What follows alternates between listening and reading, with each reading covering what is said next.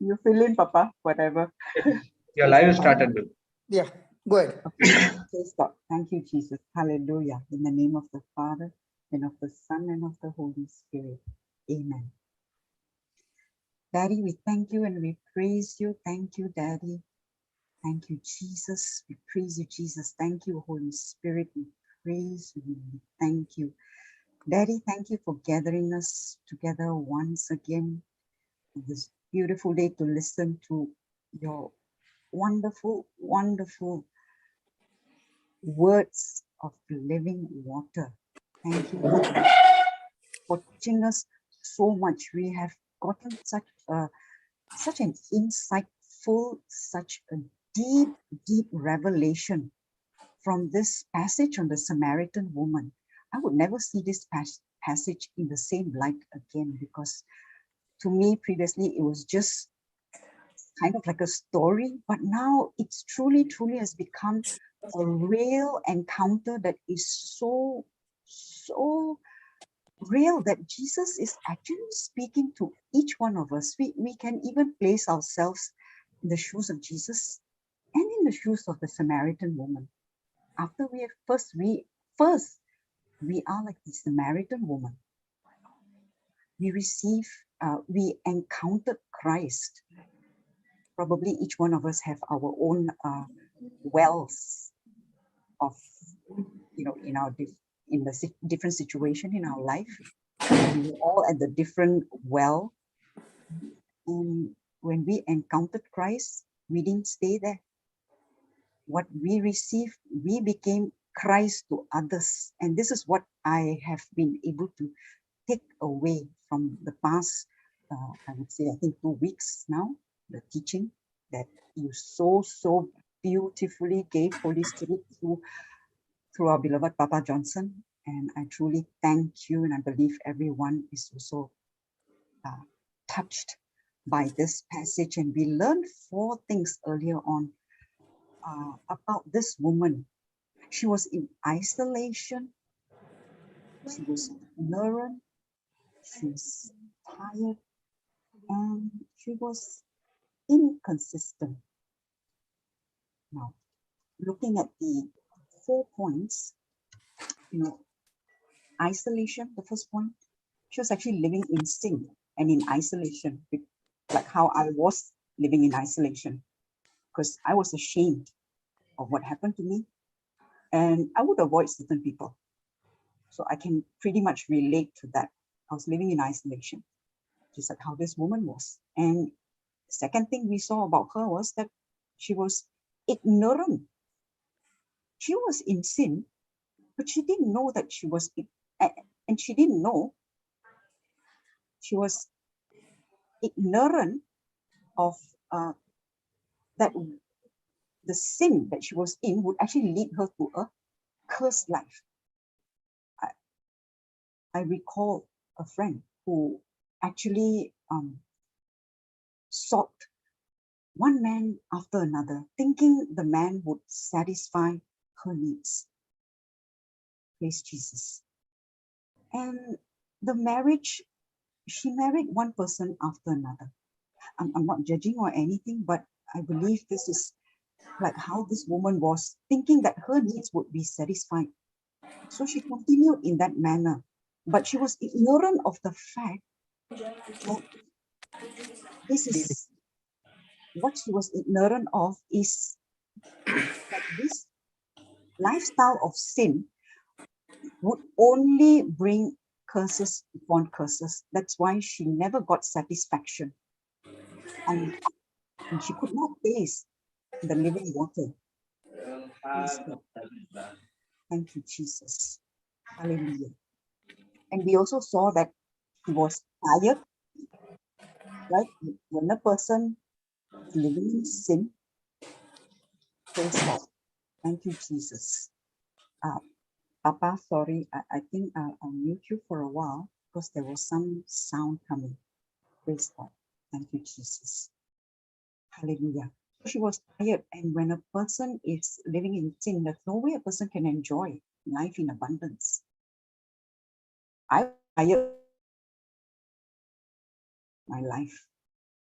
I was tired for searching for a cure. I was thinking, why? Why was my life like that? Why from one sickness to another? And why always living in fear, always living in, I was actually tired running after doctors, preachers, and I could really, really relate to this woman. I was really tired, searching and searching and searching. And when I couldn't find, I felt like giving up my life. I said, what's the point of living? When I'm always like this, I'm of no use to the society. That was what I was feeling. It got me down on my knees. And I thank God for my godmother who came into my life. It was God who brought her to me. And she preached the gospel. And when I got the first taste, because she gave me a prayer, actually, God gave her a very personal prayer just for me, for my situation. And I found that that prayer gave me so much of peace, so much of comfort that, for the first time in my life, I could feel peace. I experienced peace like never before. Never have I experienced that kind of peace. Thank you, Jesus. Thank you, Jesus. And like this woman, I was also living a life of inconsistency. The fourth point. Even though she was living, in that, we saw how the tiredness of inconsistency, yet she was ready to argue with Jesus that she was qualified regarding things of God. I could see a lot of inconsistency in my own life too. Outwardly, people saw me going to church. I looked like a person who was quote unquote holy, outward action. But inside, there was a lot of pain. There were a lot of wounds. There were broken relationships.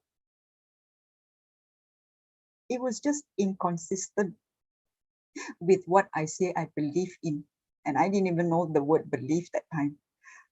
That, when you say you believe, you have to correspond to what you claim to believe. Thank God for his mercy, for his grace, that he has delivered me from all of these corruption, unwanted things in my life. I thank God and I praise God. And I thank you, Jesus. Yesterday we saw the points seen from the woman's perspective, and today and yesterday we saw from the point of Jesus' perspective, how Jesus, what was in Jesus' mind when she ministered to this woman. What was Jesus thinking when he knows that this woman is coming to draw water from the well? And what was Jesus' response to her when he began to look at her? As I'm sharing all this, I'm just thinking of how Jesus was ministering to me. Because I was just as broken as this woman was. And what I received from that day that my godmother ministered to me was really, really a lot of peace. I wasn't baptized yet at that time, but he already gave me a taste of this living water. Through his love, through prayer, I could communicate with him. I didn't even know I could communicate with God. I didn't even know I could actually talk to God like that, like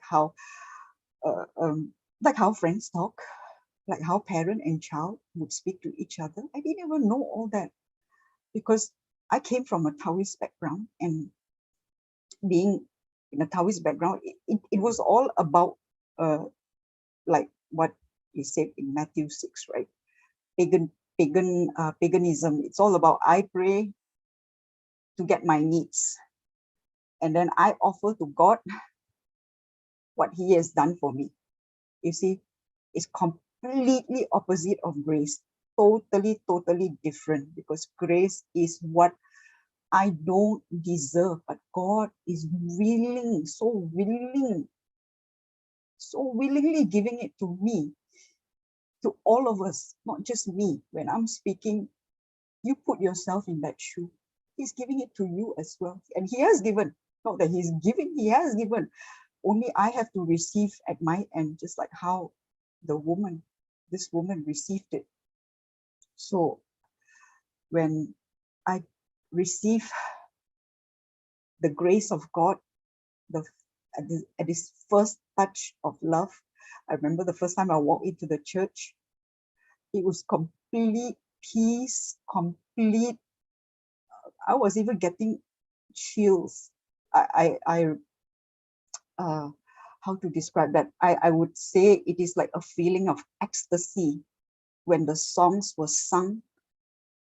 God was just filling me with His love, which I have never tasted before in the past. And that was what drew me near to Him.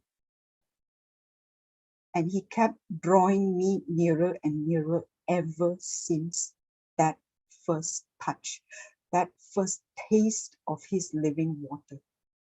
And that is the first part, which is the grace of God. We saw Jesus has come. The first point, Jesus has come to offer grace to each one of us. And the second is He comes to offer the gift of no condemnation. Graciously, without condemnation, Jesus led this woman to a place of respect. I also experienced this gift of no condemnation. I was filled with self-condemnation because of the past, because my family relationship did not work out because of all that had happened in my life. My mind was full of all the bad stuff. And Jesus spoke to me through the passages in the Bible, especially the woman who was caught with adultery. He gave her the gift of no condemnation. I saw Jesus in a different light when I read all these passages, that He is so different from other men. Because of my own past, I had seen men in a different light. I would be very cautious of men. I would be thinking no good thoughts when I see a stranger. And if the stranger behaved in a way that I perceive was not right, this was the kind of thinking I had, and He brought me only to more and more fear. So when I saw the gift of no condemnation that Jesus offered to the woman who was stoned, whom everyone else wanted to stone, and now only, now that Papa is taking this Samaritan woman, I'm really getting much more deeper insight into the way that Jesus ministers, because now I see myself, in a different, I'm no longer that Samaritan woman. He has now translated me from the kingdom of darkness to the kingdom of light, where now I'm like Jesus, ministering to other quote unquote Samaritans who need the light, who need the saving grace. And I thank you, Lord. Thank you, Jesus. You're using each one of us to reach out to multitudes, to bring everyone into your kingdom. Thank you, Jesus. Praise you, Jesus, that you honor her, you respected her, and there was no condemnation at all. Thank you, Lord. And I pray that whatever you're going to speak through Papa today, Holy Spirit, that it touches each person's heart, whoever who needs to hear the message. I thank you that you have already prepared their hearts beforehand, And you are touching their hearts as Papa is speaking. And you are changing our minds, changing our thinking to the higher things of God. We are all here to make corrections. We do not want to stay where we are, just like the Samaritan woman. She was getting married over and over again. She was staying where she was. We all want to keep making corrections to our life. I thank you, Jesus. As your word is being preached, hearts are touched, minds are renewed, and lives are transformed. That we no longer think of ourselves, but we go out and reach out to other people just like Jesus, giving the living water that springs to rivers for all the nations. We thank you and we praise you. In Jesus' most glorious and mighty name we pray. Amen, amen, and amen. Thank you, Jesus. Praise you, Jesus. Thank you, Jesse. Thank you, Papa. That's Sorry. wonderful. You missed out something that the third thing that you see about Jesus is that he's talking to her, respecting her, no condemnation, but at the same time, he's giving her his gift. And he's not giving with some punishment or she has to work hard to get that gift. He gives that gift to drink that water because he longs for her to drink that water. For example, in my life, even Jude will accept that we lived a very different life, okay? Jude was on a junior level, but I was on a senior level. But still, we were drinking not the living waters, but we were drinking the poison of this world. Totally poisonous in our words, poisonous in our fights, poisonous in everything. But in spite of that, this lady she did not have to fast, she did not have to do all the sacrifices, hurt herself, nothing at all. He meets her, talks to her, and promises to give her the taste to drink of living water.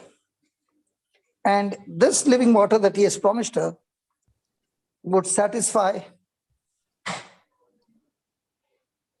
The satisfaction would be so deep that there would be no other desire in the depth of a soul. And that's exactly what happened in my life. When I got the first drink of the living waters, when the gospel was preached, the journey began. My memory was restored in 5 days after I came to the Lord. And one by one, the corruption which was there, which was holding me for all these years, just began to fall off. And this taste of this living water began to increase even more and more. Being in business, money was the craving, money was the desire. But now, the money desire went off, everything went off. And the desire that came was the desire to change my life. And with that, the change in my relationship with Lord. This woman had tried all that she could do, even in a physical relationship, to satisfy the deep longing of a soul. But all that happened was her life was empty, her life was thirsty, because she never got the pure drink. So 6 men in her life, and 6 could not satisfy her. Marriage had failed. Marriage had failed 5 times to satisfy her. In the same way, when we live in sin, the depth of sin will deceive us by saying you can have the pleasure, but destroy a soul, destroy everything. So Jesus is offering her an opportunity and saying to her that if you drink this water that I give you, you'll never thirst again. Every one of us are created in the likeness and image of God to live a life of love, and not a human love, the God kind of love. And we are trying to draw this love water from humans, and it is impossible for human beings to give us that water because we ourselves cannot give anybody because we don't possess it. This drink comes from heaven. We were created for love, and we are supposed to live in love, for love, sharing love. So when Jesus offered this drink,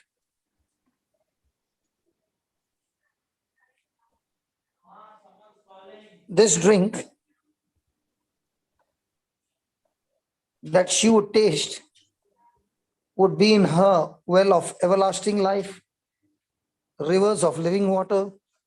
In other words, Jesus is promising that just one trip, just one touch from Jesus will satisfy the soul forever, because his whole relationship is based on self-crucifixion. It is only when I allow myself to be crucified, then I can experience his love. So my friend, you must have tried many things in your life.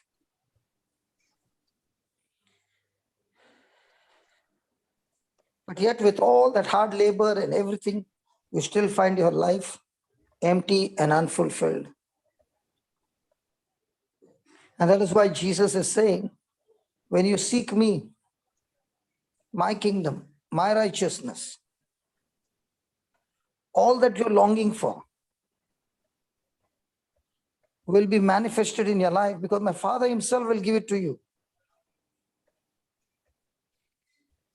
And that what the Father brings in your life is amazing, fulfilling. But am I ready to come to Jesus? There are many who keep looking at my life and they begin to ask me, how come you don't take a holiday? How come you jump from this place to that place day and night? Aren't you tired? When you drink this drink, it is an addiction. And in this addiction, not only you are satisfied, but whoever you go and give the drink, that person who receives Jesus into his heart, surrenders his life to Jesus, the Lord not only saves that person, but also forever and ever satisfies the deepest craving of your heart. So where do you want to go? What the world is offering you? How many people do you find right from childhood we have been taught, go to school, go to college, go to the university, find a job, get married, get children, make the children grow, work hard so that they get married, then look after their grandchildren, your grandchildren, and then grow old, fall sick, and then go back home. That's not what God wants us to be.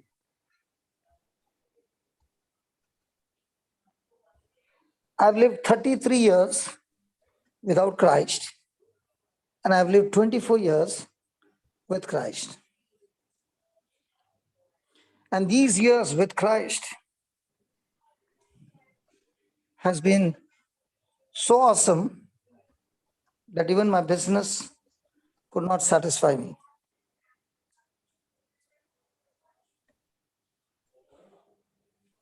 That drink from the fountain gave me such satisfaction that from country to country, when everybody's sleeping, I'm traveling with only one intention. The next day when the sunrise opens, I've got more souls to give them the drink that I've got. So what is Jesus offering us? He's offering us satisfaction. He's offering us salvation for every soul. He's giving each one of us an opportunity to get all our sins forgiven, to get all the power of sin to be nailed on the cross. He's offering each one of us to be justified, where you have a right relationship with God, that you're no more guilty, you're no more condemned. The punishment has been paid. He is giving you an opportunity to say no to Satan, no to hell, and say yes to God, yes to heaven. Praise God. Praise God. He wants each one of us to say yes to his call, to believe in all that he did for us on the cross. He has paid the payment with his blood, with his life, for every sin. And he wants us to believe that. He wants us to accept that. And all this on one base, the basis of faith.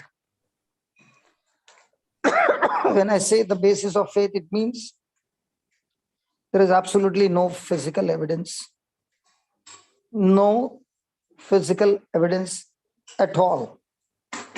The only evidence that you are going to rely is the evidence written in the word. And if anyone is willing to do that, the Lord is promising that he will save you. He will give you the drink that will satisfy your soul. And this drink, when it satisfies your soul, you find that the grip of attraction that the world offered you all these years, that grip is gone. The snare of the devil is destroyed. My friend, the Lord wants to save each one of us. He wants each one of us to be satisfied. And this is the gift, a pure gift from God. You can't earn it because it's free.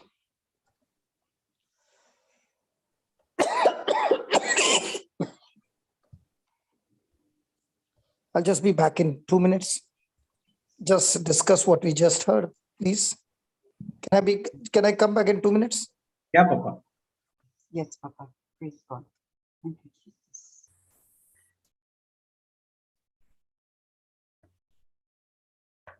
Praise God.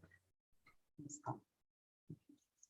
We have seen this, that the world gives, it never satisfies, but what Jesus is offering us, my soul is satisfied.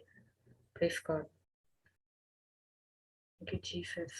Praise God. Praise And God. it is not what I have done, but what Jesus has done for me. And it's whatever he has given me, it's whatever the good things they have given me, it's all free. I have never earned, it's all free and it is a free gift, praise God. That's yesterday we are learning that in Ephesians 2:8 that by grace through faith you have been saved, praise God. And it is the gift of God. It's not what I have done, but what Jesus has done. Thank you, Praise Jesus. God. Thank you, Jesus. See, whatever Jesus has did it, he did it by grace, and there is a concept called faith. We have to receive it out. As said, Jesus offers all those things on the basis of faith. He cannot give unless and until we operate in faith. We cannot, I mean, it's not he cannot give, we cannot take it. Yes. Yeah, yesterday Papa was talking about two kinds of water. Because when we saw John, we ended with John chapter 4, verses 13 and 14. Verse 13 says, Jesus answered and said unto her, whosoever drinketh of this water shall thirst again. So Jesus was talking about, so verse 13 is actually talking about physical water, you know, the water that you and I drink at home, right? So that is to satisfy physical thirst, right? When you're thirsty, you go and get a glass of water and you drink, isn't it? Even I see Brother Jude, many times he was preaching and preaching and preaching. And, you know, in between, he would actually open his cap, he would drink, and then he would continue speaking. That's to satisfy his physical thirst. But if you look at verse 14, there's like the verses like it's like one after another. Verse 13 talks about physical thirst. So Jesus is saying, if you drink of the physical water, you shall thirst again.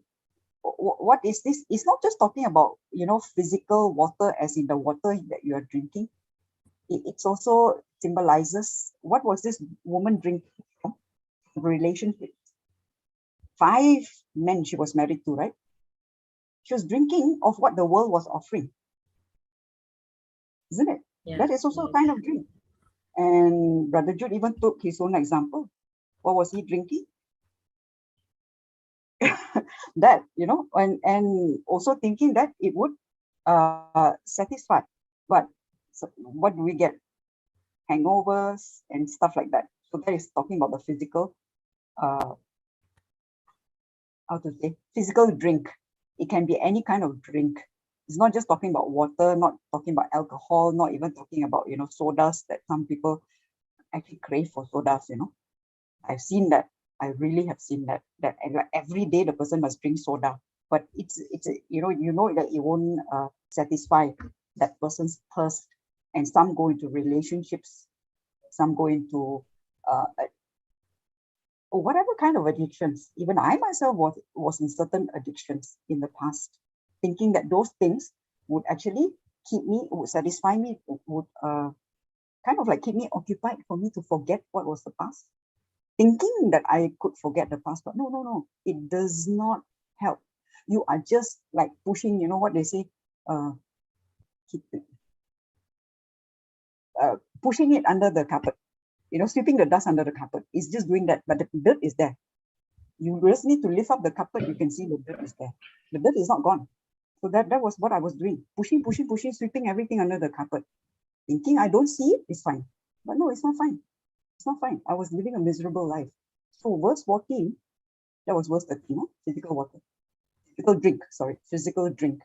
And verse 14 says, but whosoever drinketh of the water that I shall give him, now this is the key, shall never thirst again. There are 2 keys here. Shall never thirst again. That's the first one.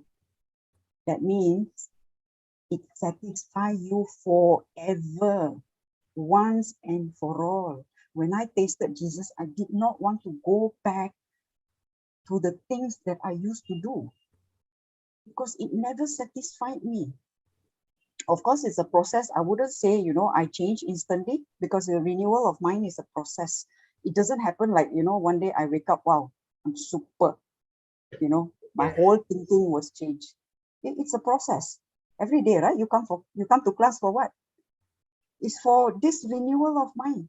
You get the truth, you get the understanding, the knowledge. First, you get the knowledge. Then, as you go and sit, a lot of times, like when Papa preach, he goes fast. And when I type, I miss certain things. And when I go back and I fill in those gaps, those are the time that I could see, oh, this is what Jesus wanted to speak to me. When I type again, I get the revelation, which I did not get when I was typing the notes. Sometimes during typing, yes, I get, but when I go and do it again, after the whole class is over, as I type, I'm also pondering, and I'm pondering, sometimes Jesus just speaks to me. This is what I wanted to teach you, just like yesterday. Actually, I got just a very quick one, okay? So I don't want to go too much on that. Jesus said, I'm the way, the truth, and the life. I always wondered, Jesus, I know you are an intentional God. This one I learned from Brother Sudhir's class. He's an intentional God. He's a very purposeful God. Whatever he says, whatever he does, there's always a reason behind it. There's an intention, that is the purpose. So I was thinking, how do I remember? Sometimes I got these three jumbled up. The way the truth and the life should be this order. It should come in this order, the way, the truth, and the life. But sometimes I got it jumbled up. The life, the way, the truth, or the truth, the way, the life. And I was wondering, Jesus, there must be a reason when you put it in this order. There must be a reason for it. It cannot be just, because God is very intentional. Then I realized, oh, Papa said something yesterday regarding I'm the way, the truth, and the life. Only when you follow Jesus's way, you will discover his truth. When you apply the truth, you will experience the life that he came to give you in abundance. And when I took the notes, I realized, oh, Jesus, all this while I was trying to figure out why the way comes first. And then, I didn't make much sense of that. I was just thinking, okay, Jesus said Fantastic. this. Praise God, Papa. That was really a revelation for me, because a lot of times when I want to, quote Bible verse to somebody, I got this order mixed up. I got this order jumbled up. Sometimes I would say the way, the life, and the truth. I know the way always comes first, because it's like set in my mind. But the truth and the life, sometimes I get that jumbled up. But when you spoke these words yesterday, only when you follow Jesus's way is number one. I'm the way, right? You have got to find a way first. The way is the direction. When you follow his way, you will discover his truth. So what is his way? What is his way? His way is his teachings. Yes, whatever he... See, if I believe in Jesus, I am surely born again. But that doesn't mean that I will experience the kingdom of heaven here.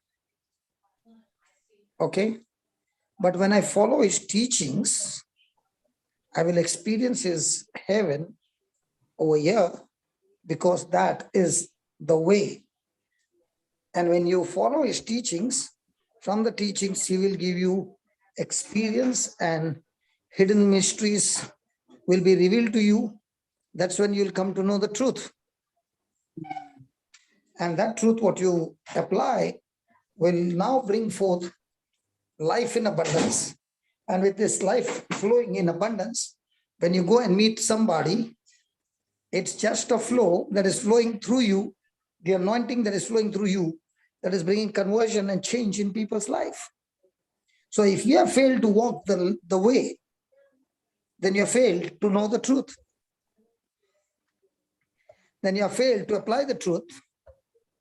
Then your own life has got nothing supernatural happening.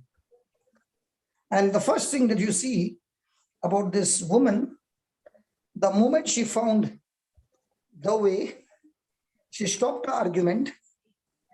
She found the truth that he's the Messiah. And the first thing she did was she changed the activity. Come on, she had come to take water from the well. Come on. Yes. She was supposed to go home. Yes. But So the entire thing changed. the moment she experienced the love, she changed the activity from going home to go to the lost.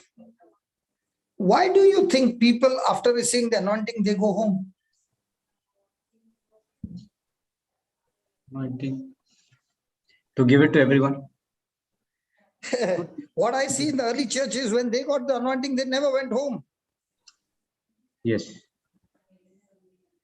It changed the activity of taking water to home. She took the living water not home. She took the living water where there was darkness, and she made them all wet with that water, that they all got attracted, that they came to meet Jesus. Yes. To the entire village. So the first thing that happened to her is it changed the activity. If there is any person who is saying, I'm experiencing the love of God and the activity is not changing, then there's a big question. Because when you experience his love, when you understand that he is the Messiah, now you're saying this life does not belong to me anymore. I don't do what I want. I do what he wants. And that's exactly what happened to Saul on his way to Damascus. He encountered Jesus and he asked two questions. Who are you, Lord? And the next one was, I don't know now what is my activity. I realize that my activity is wrong. So tell me what's my activity. And that's why he said, what do you want me to do for you? Now, when she is going to the town to tell the elders, she has got the information that she needs to go and share it with the elders in the town. The best part over here is she has forgotten her own mission. Her mission was to get water from the well and take it home. Now, she wants to take the drink of the living water that she has already got and tell others about the well of living water that she has experienced. It is very, very unusual that a person experiences the taste of the living water and never goes and tells anybody. When Peter experienced on the day of Pentecost, he stood up, he came out of his hiding, came up and began to share the living waters, that 3,000 souls got drunk in that same water.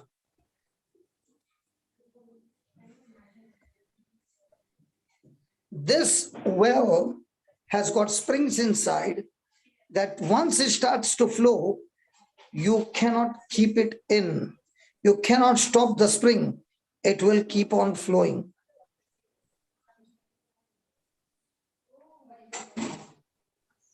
It will keep on flowing. And that's why we keep jumping from one channel to the other channel. The principal will say, okay, I'll open the channel. Let me just go to Melbourne and give some drink over there and come back. And Jesse will say, okay, let me go somewhere else. Amen. Praise God. So we are not stuck to one channel. It's not about the channel. It's about giving the drink of what we have experienced. It's no longer about JCILM. It's about the drink. People who are still stuck to JCILM are still not understanding. It's nothing to do with JCILM. It's all about Jesus. And the drink is all about Jesus.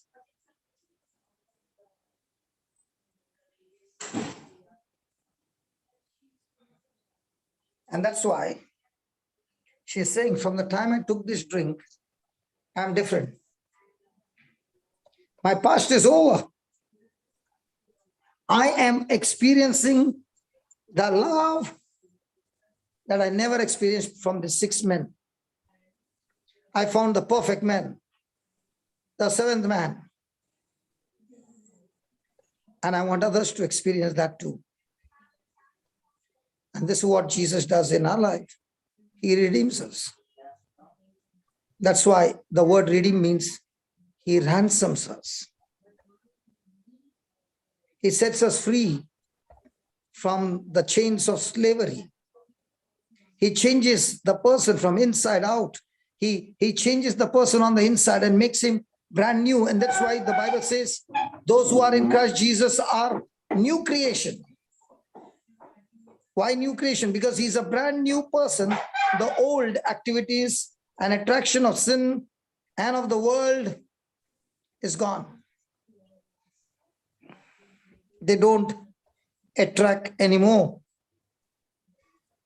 What is attractive is the newborn spirit, all the time longing to fellowship with God. The person who experiences this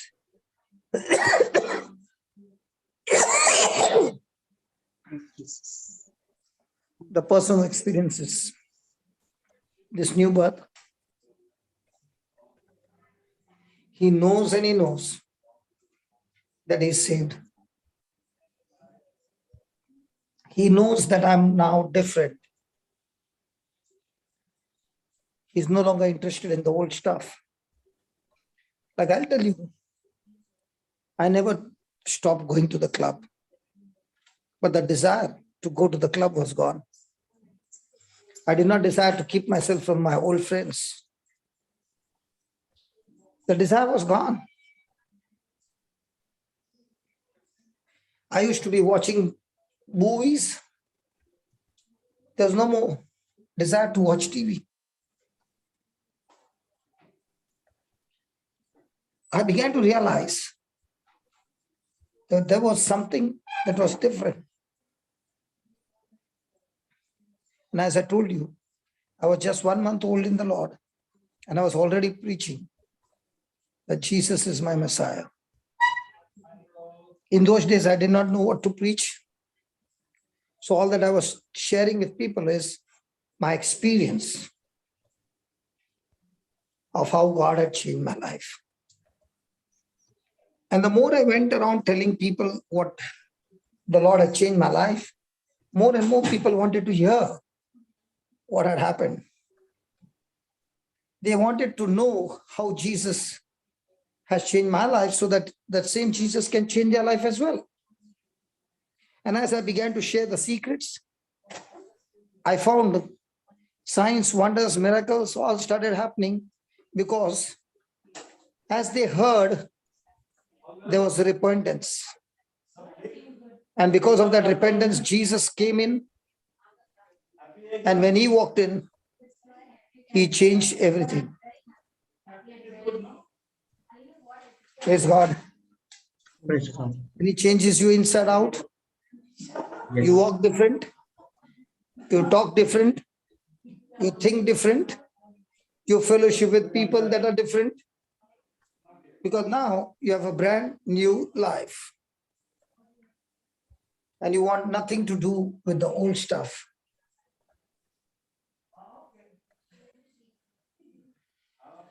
You're a complete new person because your spirit that is made new is hungry for more and more truths.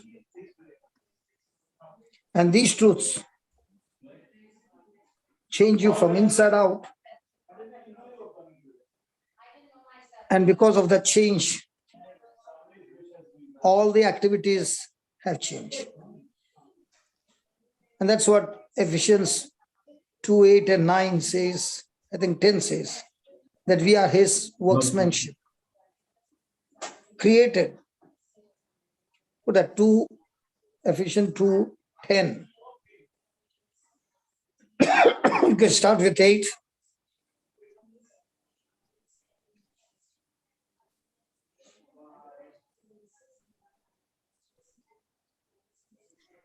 For by grace you have, okay, and left translation. Okay. For by grace are you saved through faith, and that not of yourselves. It is the gift of God. So did this happen to the Samaritan woman? Yes, you said yes. Yes, then. Not of works, lest any man should boast. Then. For we are his workmanship. So with the new creation, new birth, we are God's new creation, then created in Christ Jesus unto good works. so we are recreated, regenerated for a purpose. What's the purpose? Good work. Good works. So I'm not doing good work because I want to do good work. No. I'm doing good work because my nature from inside has changed into good work. To do good works. I'm not trying my best to be good. The very nature that has changed from inside out is helping me to get into the teachings of Jesus. And that teachings of Jesus is helping me to renew my mind, change my thinking, and now that is leading me to good work. Amen. Praise God. And he says, which God has before ordained that we should walk in him. So it is no longer I who do it, but Christ in me, who has made my spirit new, has now helped me to change my thinking through the word of God. Now my mind is renewed and the power to execute is given to me. And I see the good works happening. I can see the fruits that are bearing. And I can see, hey, my activities have changed. Now the old friends are coming, Jude, we are having a party, man. And Jude is saying, even I'm having a party, man. My party is every day. Yeah, your party is every day and you get drunk every day. Amen. And you get drunk in the Holy Ghost and you come out drunk and take the revision. And you got a partner with you. She's also drunk all the time. She doesn't even open eyes. Praise God. Both principal and vice principal, both drunk. What will happen to the school? The drink has been shared to everyone. All drunk in the Holy Spirit. All the students are getting drunk in the Holy Ghost. Amen. And they are saying, we don't understand. We came here for a healing. Forget about the healing. Activities have changed. I was having so many desires of the world. I don't know what happened. I wanted branded things. Now I've got branded things of heaven. And it doesn't cost me anything. And the branded things over here, it costs me such a big amount and it still gets rotted up. Thank you, Praise God. Praise Jesus. Praise God. Praise God. Baba Jude, Yeah, Papa. did you hear me coughing? No. Jesse? No. No, good. I also agree with you. Amen. Amen. Amen. Thank you, Jesus. Now this is called as drunken preaching, drunken believing. Somebody will say, but I heard him coughing because you're not drunk. Shanta, Yes, Papa. did you hear coughing? No, Papa. Good. Celestina, I heard a beautiful voice preaching the word. you heard a beautiful voice coughing? No, I was about to open my mouth. Hallelujah.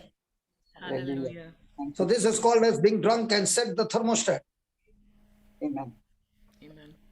So has the activity changed? Yes.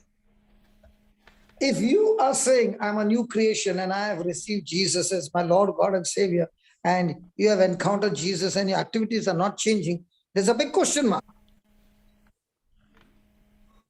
It not only changed activity, it changed the ambition as well.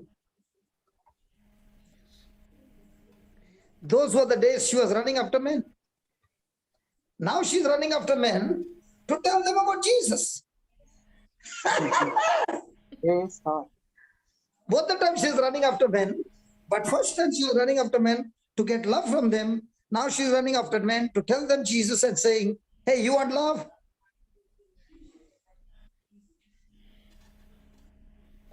Now why is she running after men?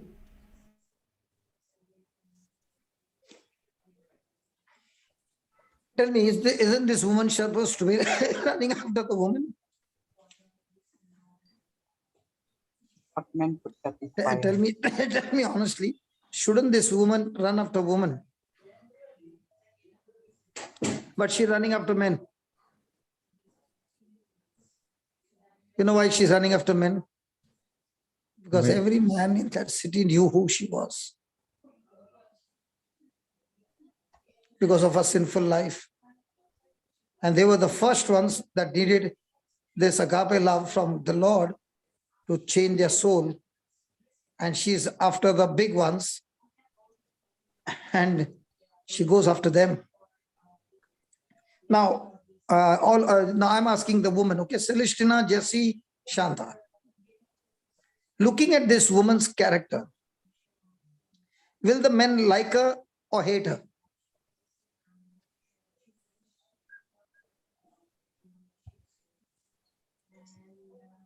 I'm talking about the world things. Now, don't give me a spiritual answer, okay? Oh, I'm talking about the worldly situation. only then they This were woman is going to tell to those men. Now, those men know her intimately because of her background. So, will this woman hate her or like her? Forget it. This woman don't know anything here. Jude, what do you think? But Papa, ask the man. Jude, what do you think? Will the About? men like her? like whom? Like that woman, man, with that background. What do you want to be say? Huh? What do you want to say? That is you is being Okay, careful. okay. Forget it. You all are all holy, sober, okay? No Okay, woman okay, would okay. be- I want to tell you, in the world, when a woman has got that kind of a background, the men will not hate, but they will want to talk to her. Praise God. But what about the woman when they would see her at the well? Would they love her or would they hate her? Hater. Why would they hate her? Hater. Because their men also was eyeing on her. Yeah. Because their men. Now you are coming up. Huh? All this time you are very saint. No, Jude. I am asking Come on, what I know, type of Saint answer Jude. you want me to I'm give. going to change your name, Saint Jude. He's injured. He doesn't need to be changed. Paul calls us saints. So a person who is in sin will love this woman who is in sin.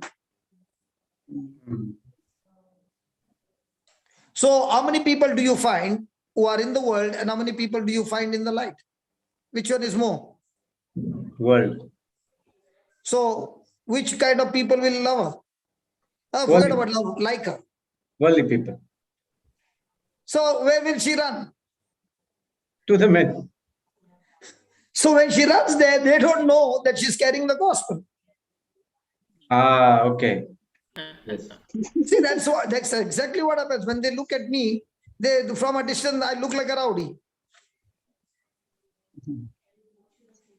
See, those who are in alcohol and all, okay, and those who are in fights and all, when they look at me and the way I talk, they say, he's one of us. But when I open my mouth and I start speaking to them, how my life has changed, they are drawn towards me. Now, when I went to Goa jail, not as a prisoner, to preach. Okay. When I went to Goa in the prison to preach, I told them the difference between me and you is you got caught and I did not get caught. That's why I'm outside, you are inside.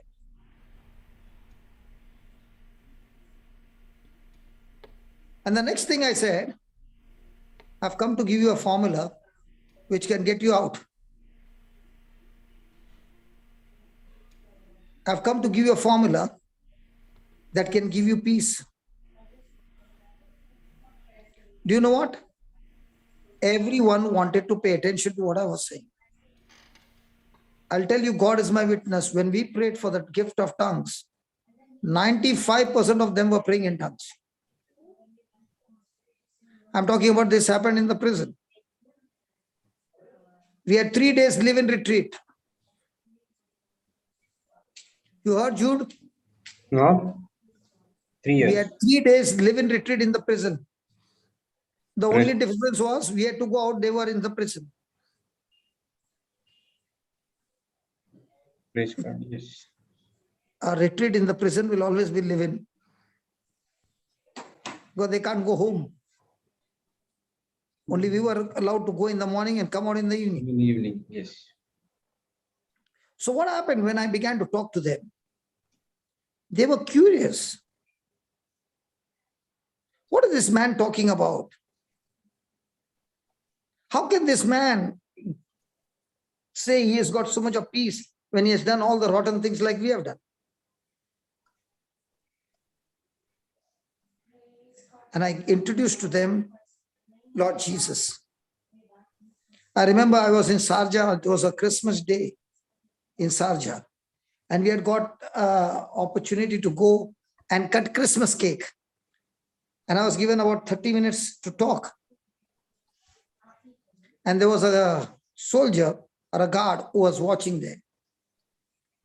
And I began to talk to them about the birth of Jesus and how the birth of Jesus changes our life. And I began to share for 2 hours. And the guard did not stop me, because he also wanted to know who is this Jesus.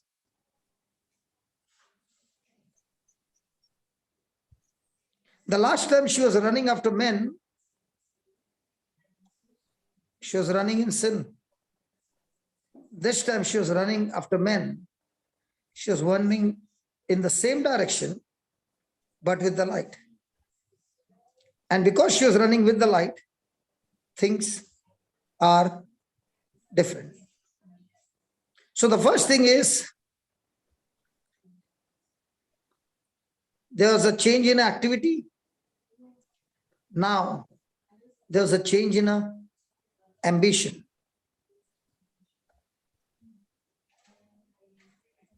So I'll leave you here with these 2 points for you to discuss among you, so that I have some visitors so I can talk to them. Is that okay? Yes, Papa. Yes, thank you, Papa. Hello. Yes, Yes, Papa. thank you, Papa. Papa. See, this time she did not come because she wanted an affair with the 7th one.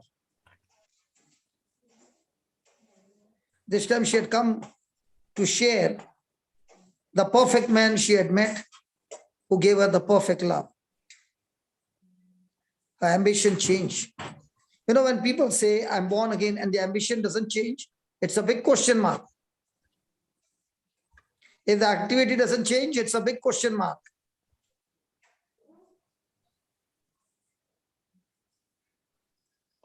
I'll leave you here. We'll continue tomorrow. Is it good? Yes, Yeah, sure. thank you, Papa. So you all please continue sharing with this, and we'll meet tomorrow. Okay. God bless you. Love you. Thank you, Thank you, Papa. Papa. God Thank bless you, Papa. Praise God. So what are the 2 points? I just missed it because there was some. Yeah. I'm actually typing it now. First point is there was a change in activity. Okay, Papa was talking about when we receive Christ, when we get a taste of this living water, even our activity changed, right? What was your activity compared to before you tasted this well of living water, compared to the activities after you got it? You were saying, right, Brother Jude? All your friends asking you, what happened to you, Jude? You know, they see your lifestyle a complete change now. So that's the first point, change of activity. And second point is there is a change of direction. Papa was citing, you know, she came now not to have an affair with the quote unquote 7th man, which is Jesus, right? Because she was living with the 6th man, and every man that came into her life, she was having an affair. So this time she came not to have an affair with the 7th man whom she met, which is Jesus, because her ambition has changed. Okay, I would say she was having a divine love affair. That's how I would put it. Praise God. Jesus. You got it, very good? Hmm? You got it? I already put it on the chat. Yeah. 2 things, 2 points. There was a change in activity, Activity. Okay. There and was now there's a change of direction. direction. Yeah, because ambition So is the now. examples which Papa gives, the Hmm? examples which he gives, Papa gives, is realistic. Has to be real, no? Our life is real, right? Did you ask that question when all this time after receiving the word from Jesus, she went and took everyone in from the village and what happened? She got disconnected. Okay. Yeah, Sister So Celestina. everyone came to visit Jesus. So all these days there should be men and women. Women does not listen to her. Men will listen to her, but still she managed. That is the change of activity and change of direction. Managed to bring everyone into lead to Messiah. Praise God. Yes, praise God. Oh, Brother Jude, I just realized Sister Samantha is here. Can you also make a co-host, please? Praise God. Oh, Praise God. Yeah, she came. I always ask her, come, even Papa preaching, come. Because, she can share whatever that's in. praise God. Yes, sister. Praise God. Shani. And Sister Good evening. Cleffa, Sister Fatima, all of them. Praise the Lord.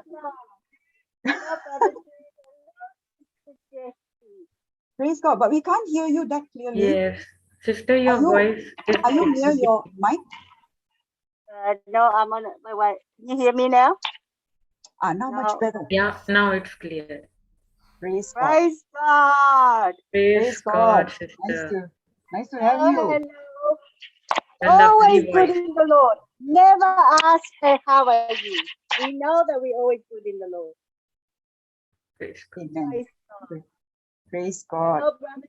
Hello, Sister Jessie, Sister Shanta, Sister Celestina. All my brothers and sisters. Praise You God. know, Praise God. I was listening, sister. Mm. So I was Yes. listening, and then the Holy Spirit speaks to me. You see this woman here, just like all of us. We are, because God created us, and we walk in the natural, and we can't see, and we are always, there's always something empty inside us, and we are keep on seeking for people after people to feel that love, that emptiness in us. And you know what's human love? It's like, I love you now. What I need from you now, I get that from you. And I'm happy. But the moment when you not satisfy me, I go to the next person. I don't love you anymore. See, that needs that we always seeking, and we will never find it, because it is God who created us. So it is God that we need to go and seek to fulfill that love, that love, that fullness that He has poured into our heart. We will never find it in any man. That's why this woman just keep on going, seeking one after another, but never find it until she found Jesus. And until she found Jesus, and Jesus set her free from self-seeking. Set her free, and then Jesus set her free. That's why He said, "Give me a drink of water." So Jesus is telling her, like, repent. She's confessing all her sin and all the things that she said. See, Jesus was speaking in the spirit. She is speaking everything in the natural, in the physical, about religion, about all these. So there's a conversation between the two, where Jesus talk about our internal of the emptiness of what Jesus come to fulfill, that the emptiness for us. But she's talking about in the physical, that religion have to do this, we have to go to the well of Jacob, do this, do that, all about religion. And Jesus set her free, stop seeking. I am the one. And she So found, your voice is going low and high. okay, Sorry. I just wait, It's I going just locked myself out. low and high. So It's not very clear. I mean, I can still hear, Yeah. but not as clear as usually.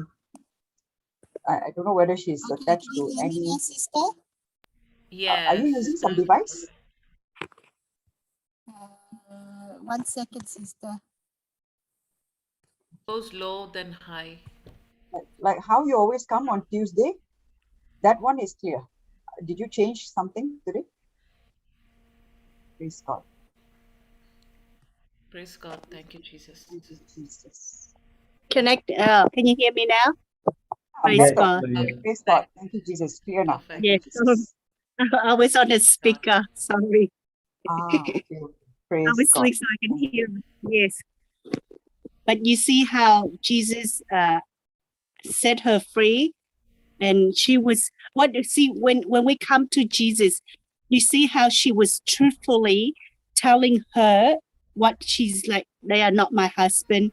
He's seeking for us to come and tell him the truth. What is like, just repent, just don't make up anything, just tell you, God, forgive me. This is my life. This is what I have done. They are not my husband. So she was truthfully, see, God looks at our heart, and she was truthfully telling her what is in her heart. And because God knows our heart, and when we are truthfully living in our lives, but because of our lack of knowledge, because we don't have the truth, and that's why Jesus sent people into our life.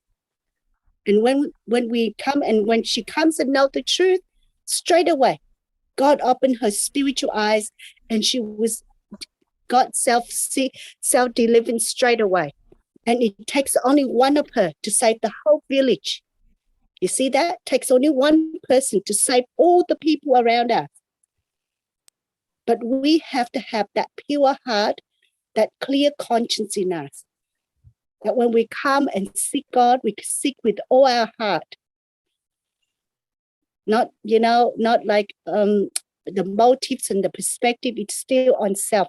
It has to be everything has to seek from all our heart. Go and seek God with all our heart. It doesn't matter what we did. Jesus already paid for it. Don't be ashamed of what you did. Don't be ashamed of what is going on in your life, because God knows that because of our ignorance, because of our lack of knowledge, that's why it's all forgiven. And when we come and just look at him and see, and he said, give me all your sin, give me all your pain, your shame, your guilt, and I will give you the joy, the peace. That's when we meet Jesus, that's when he take away our sin, our guilt, our shame, and give us joy, peace, everything. It's a free gift from God. And that's why when you understand that truth, that you now no longer, the moment you meet Jesus, that's when you have his nature, his righteousness. And that's where you stand. You say, no. The thoughts will keep coming and reminding you your old self, your own nature. But you got to know who you are. Christ is in me. He has given me all this now. So my job is to hold on that joy, that love, that there's no condemnation, no guilt, no shame, no sickness in me. And then I'm going to hold on that and walk. And that's when you see the light, the glory of God in your life. That's how you are set free. Set free from what? From all the voice, the voice that's talking to you inside you, that is always condemning you. That is how God is only interested in that voice that is talking to you. Inside you, there's a voice that talks to you. Are you connecting to God? Are you always at peace? Or is it there's guilt and shame always stopping you and blocking you? That's what God is interested. And the moment you know how to set yourself free by control those thoughts, knows how to set your mindset. See, every morning we get up, we get a choice to choose what is our mindset. Are we going to have a mindset of victory of what Jesus did for me? Or am I going to have a mindset of my problems, my situation, seeking for people for help, looking for these people, that people? or my mindset is on Jesus, what he done for me, I'm going to walk in victory and asking God to bring people into my life to help them. That's why he said, if you have Jesus in your life, everything is about abiding his word. When you abide in Jesus, everything in front of you, when you open your mind, your heart, your mouth, it has to do with Jesus. Because now we are we are new nature now. We now living in the kingdom of Jesus. So everything surround us is Jesus. You see that woman, all about Jesus. The moment Jesus speaks to her, she understood what she was saying. That's when she's set free and she goes and tell everybody about Jesus. That's what God wants us to do. Receive what he gives to you. Don't worry about all your problem, your guilt, your shame, your debts, your sickness. Just leave it all to God. If you keep on confessing Jesus, the one in me, see, 1 John 4:4, he said, my dear children, you are children of God. There's no condemnation. 1 John 4:4. Can you read for me, sister? No, I just go to my. Should we put it on the screen? Yeah, praise God. Yeah. And sorry, we're going to go back to Ephesians 1 second. See, he said, my children, you see, the minute we met children, he's become part of our life. And we now belong to God. You see, we belong to him. The moment you accept Jesus, we belong to him. And we belong now to his children. Now, when you confess every day, I have sickness, I have problems, which family are you belonging to? Are you belonging to these earthly, natural problems of this worldly family, or are you belonging to God's family? Whose children are you? And Jesus, and he has defeated the false prophets because of the Spirit who is in you is more powerful. See, the moment you see Jesus and you accept him, just like the lady, listen to the words, believe in the word, he's now part of you. He's living in you. And nothing, no guilt, no shame. You see what she did? All the wrong things. And yet she's set free. Who set her free? Jesus. It's not the people. People were still condemning her. People were still looking at her with the negative eyes. But because she believed in herself that what Jesus had did for her, she no longer looking what people are saying to her, talking about what people are saying to her. You see, people in the physical, in the natural world, the moment we do something wrong, the first husband, if she married the first husband, okay, and then people would label her as that name, and then they make her become that person. Because why? Because in our everyday life, the moment we make a mistake, if we get a divorce, people say that woman, the divorced woman, that child there did this, that person did that. And then how did she set herself free? By listening to what God said. She no longer listened to the word, what people say.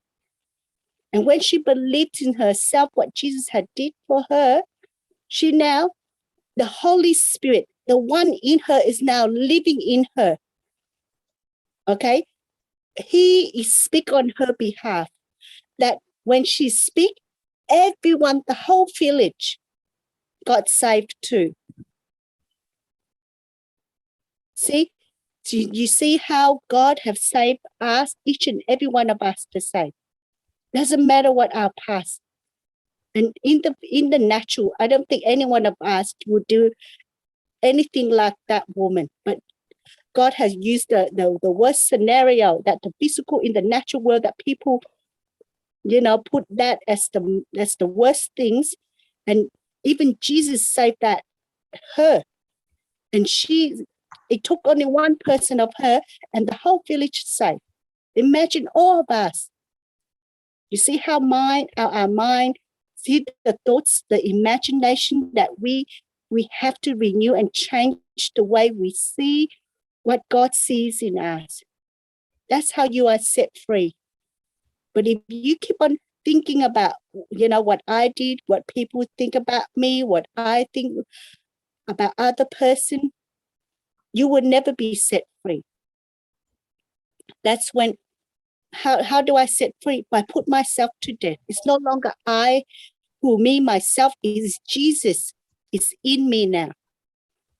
So it's in him that I live, in him. So I no longer talk about my past. You see, all her old self, her old nature has gone. She now have the new nature in her, the new righteousness in her that is in Christ. Christ has made her his righteousness. Now she has his nature, love, joy, peace, faithfulness, kindness, the fruit of the Spirit. The Spirit is in her now. And she let nothing comes against her. She no longer think of herself that old person anymore, but she changed her thinking, believe what Jesus say, and claim that. And that moment she claimed, she's set free. And God is open, each and every one of us. He has chosen you and me to sit here and give this revelation. You are completely set free. We need to stop talking about our past. Everything is been healed. Jesus now,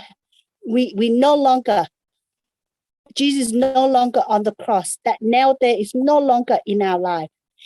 He has shown us his hand that everything, our sin, our pain, our shame, our guilt, it's been set free. We are now completely healed.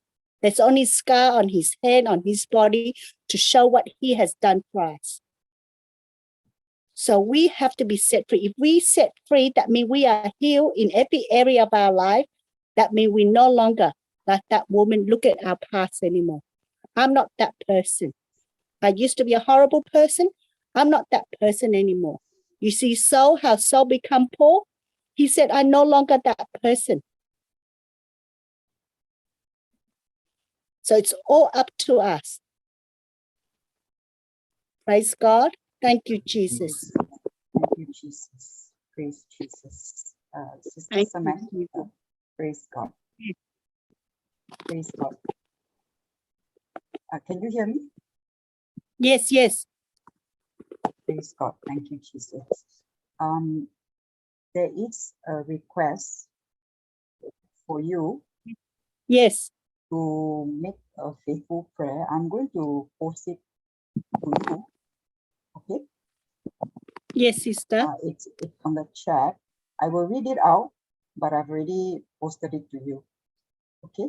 It says here, dear brothers and sisters, please agree with me.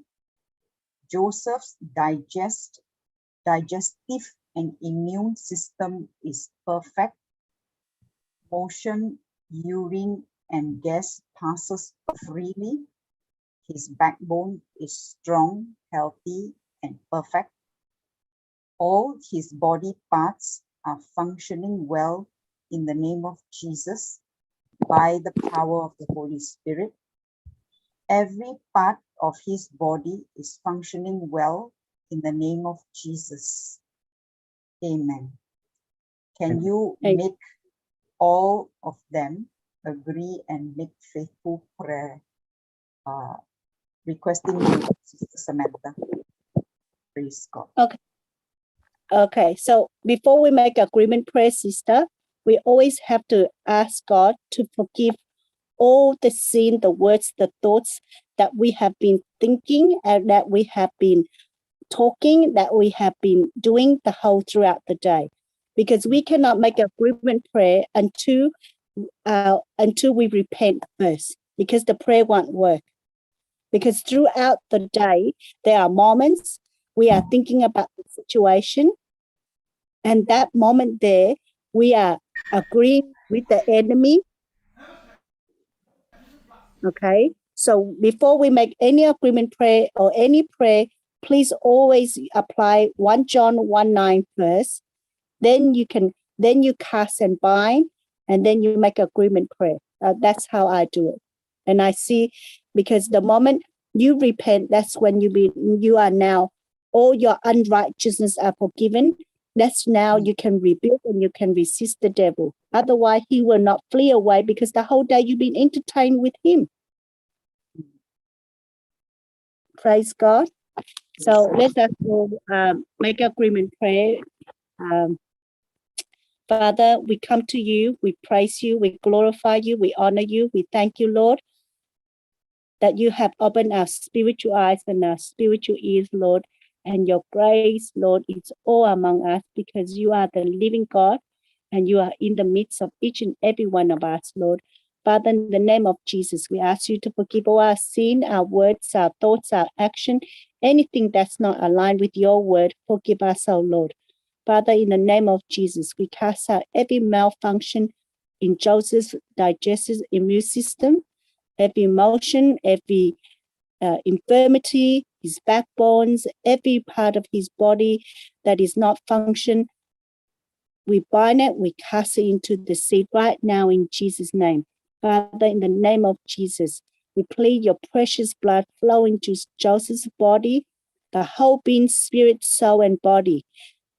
Destroy every thorn and thistles, every infirmity, every demonic activity that is working in his life and his body.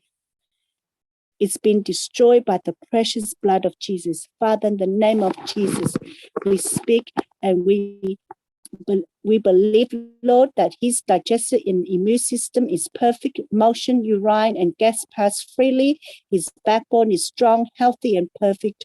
All of his parts are function well in the name of Jesus, and by the power of the Holy Spirit, every part of his body is function well in the name of Jesus. Thank you, Lord, that you have set him free. Thank you, Lord. Every area of his body, his spirit, his soul, his body is completely healed. He's completely made whole. Thank you, Lord, that you open his spiritual eyes to see you, to know you, to experience your love. Thank you, Lord. We decree and declare your love, your joy, your peace, your healing power is flowing to him right now, Lord.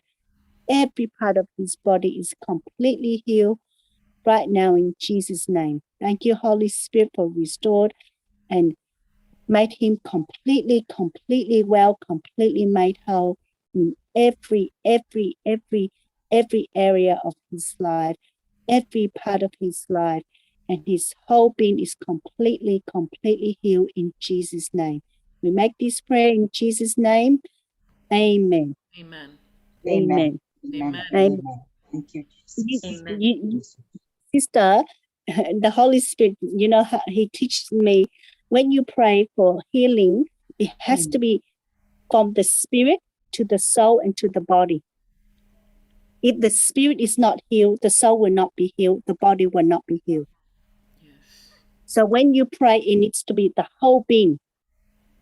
Being means spirit, soul, and body. You cannot ask to heal the body, but if the spirit is not aligned with the word of God, the body cannot be healed. So the spirit, soul, and body needs to be as aligned in one, like a trinity.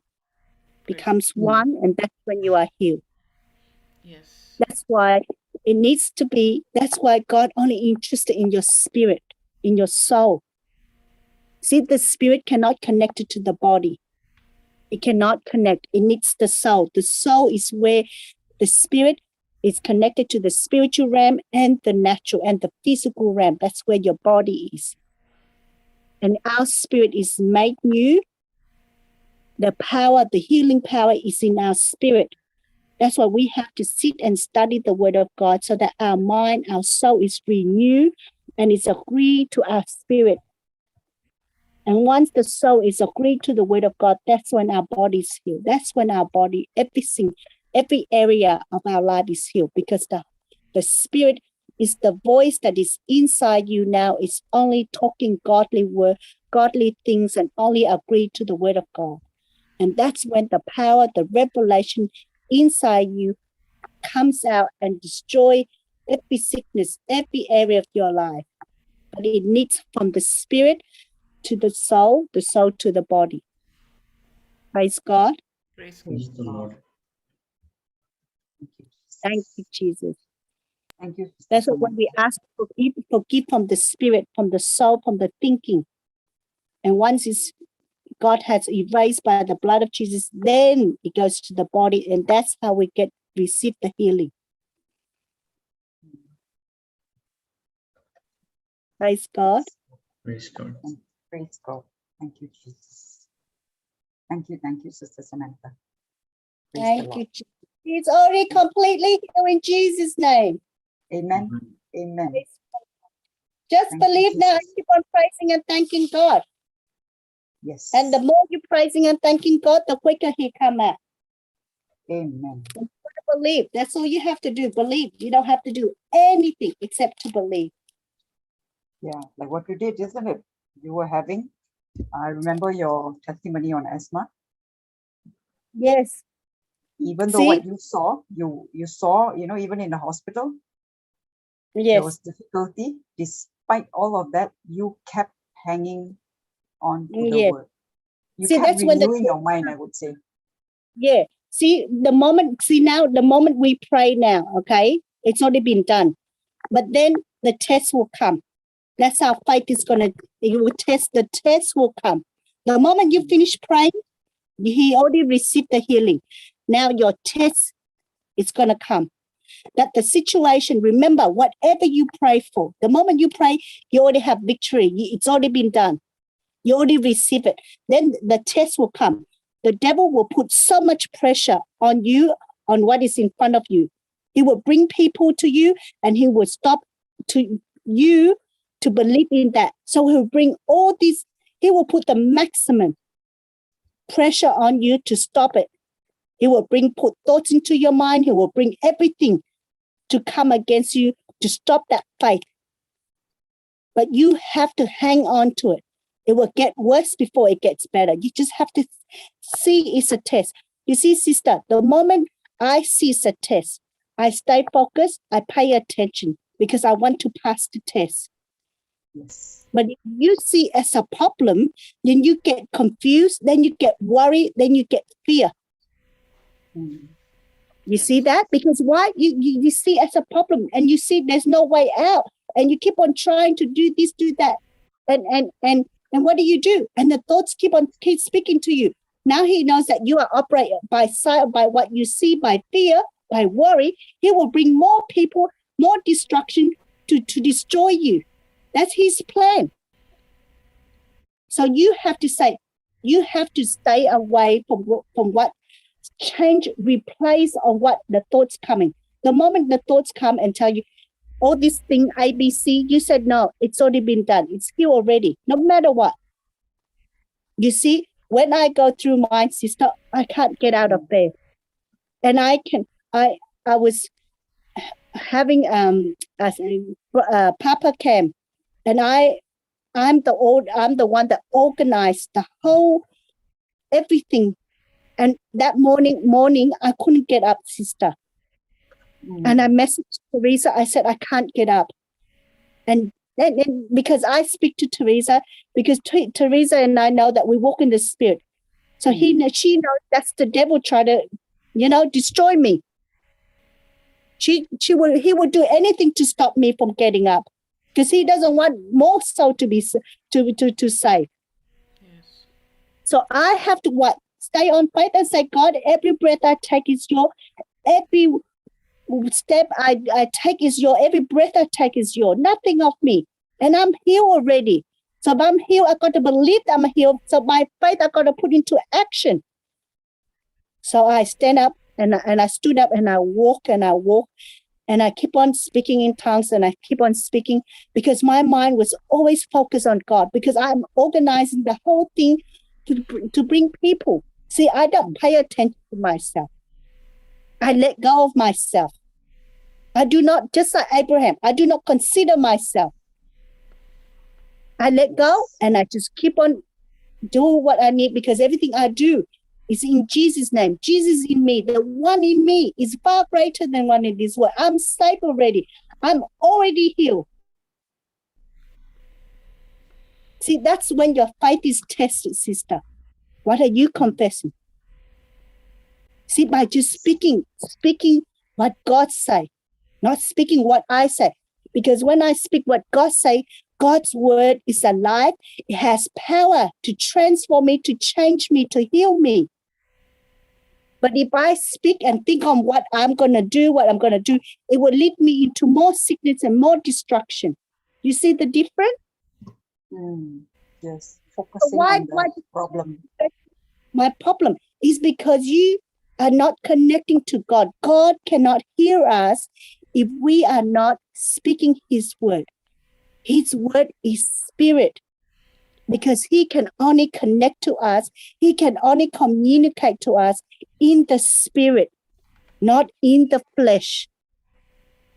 Everything about God is the spirit. You see, the whole Bible, Jesus talking in the spirit. He's always talking about the spiritual realm. And we cannot operate with our own understanding, because everything in the Bible, it's about parables.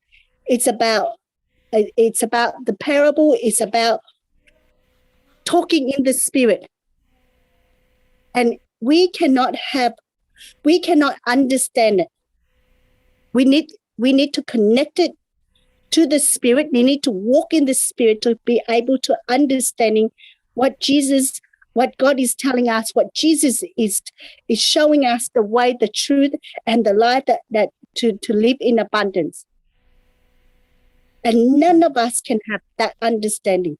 We have to sit alone. You see that woman in the well, the woman? Samaritan, yeah. Samaritan woman. She was alone with Jesus. You see that? Yes. You have to be alone with Jesus. Yes. So he can reveal to you. If you don't sit alone with him, you would not, because why? He wants us to have a relationship with him. He wants us to have that intimacy, that bond with him. And when we have that bond, that's when he gives you that confidence, that trust that rests in you, so that everywhere you go, you will have no fear. Everywhere you go, whatever comes against you, whatever's in front of you, God is with you, in you, through you, and for you. No one can be against you. Correct. See, in the physical, all we see is, oh, this woman is, have many husbands. You see our mind? That's our sinful mind stuff. That's our nature. But we don't have that sinful mind nature. We have to look deep in what Jesus is saying. That no matter whatever you did wrong, Jesus already heals you. He has set you free already. Whatever's going on in your life, Jesus already done it for you. You're already healed. But you cannot receive it until you spend time alone with him. And then you be honest with yourself, with him. Your heart has to focus. That's why he said, love me with all your mind, your heart, your soul, everything. You got to put your attention onto him. That's why he said, pay attention to what I say. See, we have to pay attention to what Jesus is saying. What is he saying? And if you just read the story, you will not have understanding until you sit along with him and he starts speaking to your mind, your heart. That's when you get revelation.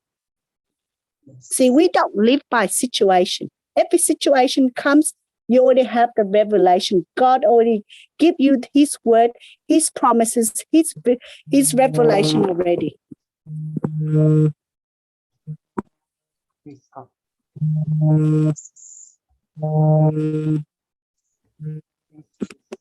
Sorry, sister. No problem. Thank you, Jesus. Can you hear me? Sorry, praise God. I can hear you. That's a buzzing sound as well. Sorry. Yeah, someone's trying to make a call. I will not pick it up.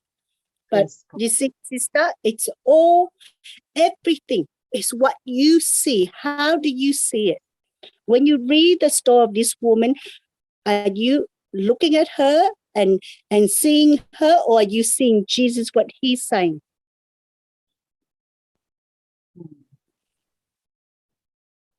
But when you look at her, okay, now when you look at her, when she replied, you see how she replied in the physical, sister? So I'm just going back there. She replied back, but he said all about religion and all this. Okay, she was talking about religion and all this, go to the mountain, worship. And you see what that's what we do. When Jesus say one thing, God is talking us one thing, we go and reply another thing. Not replying what Jesus say. We reply with our own understanding, but these people say that people say that. Correct. And that's why we say, how come our, and yes, and then we say, how come our life is not changing? Yes. Praise God. Praise God. Thank you, Jesus. Thank you, Jesus. Thank you, Jesus. Yes. Papa was, he was actually asking us to discuss the two things that actually, there was a change in her life, obviously, after that you could see, right? So he was actually asking us to discuss on the change of activity in her life. Okay. She no longer, she went there to withdraw water. Correct? Yes. That was her initial activity, her initial intention. But which activity did she end up with? She left behind that activity of wanting to draw water. She didn't even fill her jar, I think, right? And she left into the city without taking the jar, the water pot that she actually initially brought. So that was, she changed her activity. That was point one. And the second one was, there was a change of direction in her life. You see, sister, the moment she understood the truth, she left the jug. The jug mean what? Your old self, everything, what she did, everything. So the moment I find the truth, I know the truth, I left everything of my old self. She left the jug, left everything. I stopped my work. I just focus on what God said. And I spent day and night, Joshua 1:8, and I speak only the word.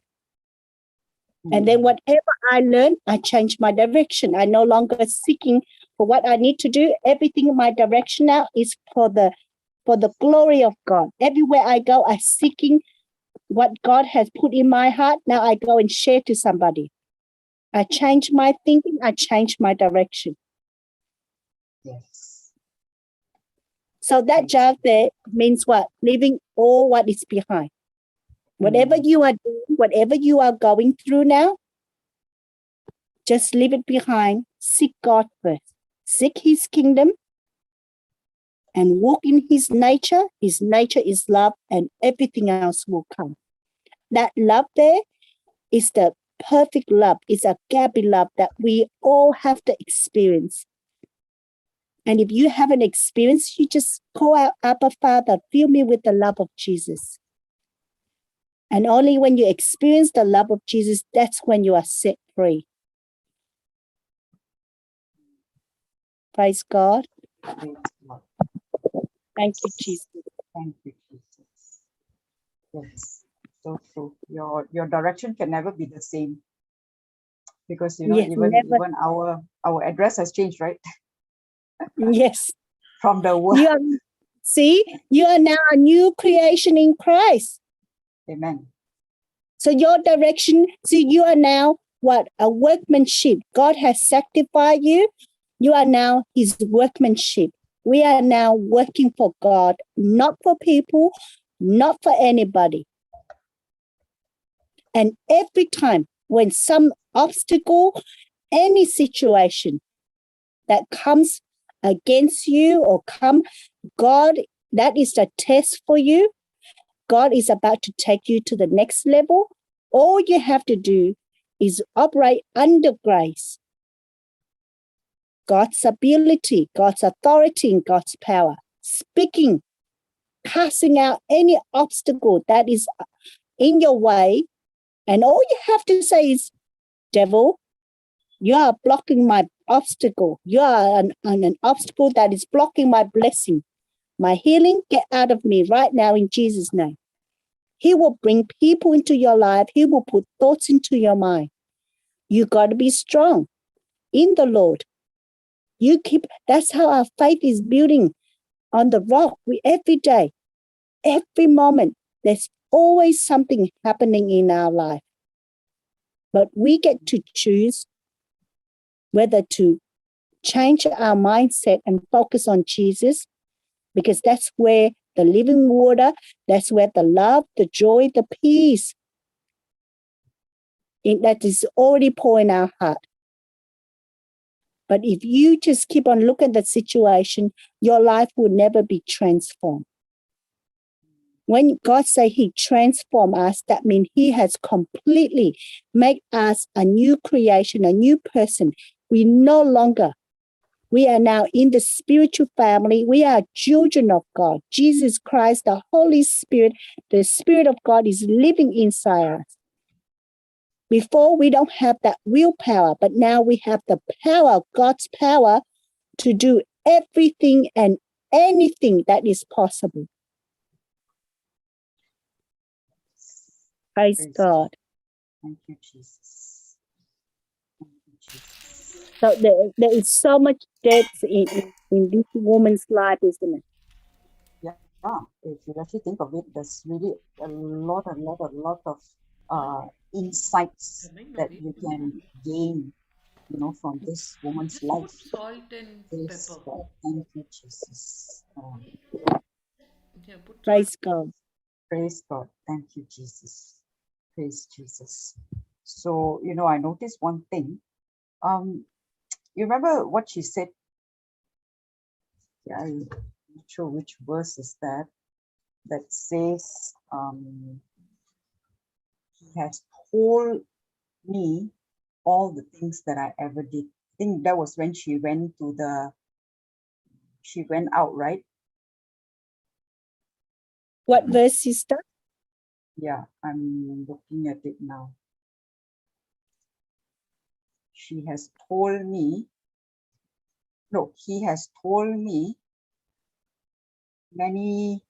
all the things that I ever did. Yo, 29. Is it 29?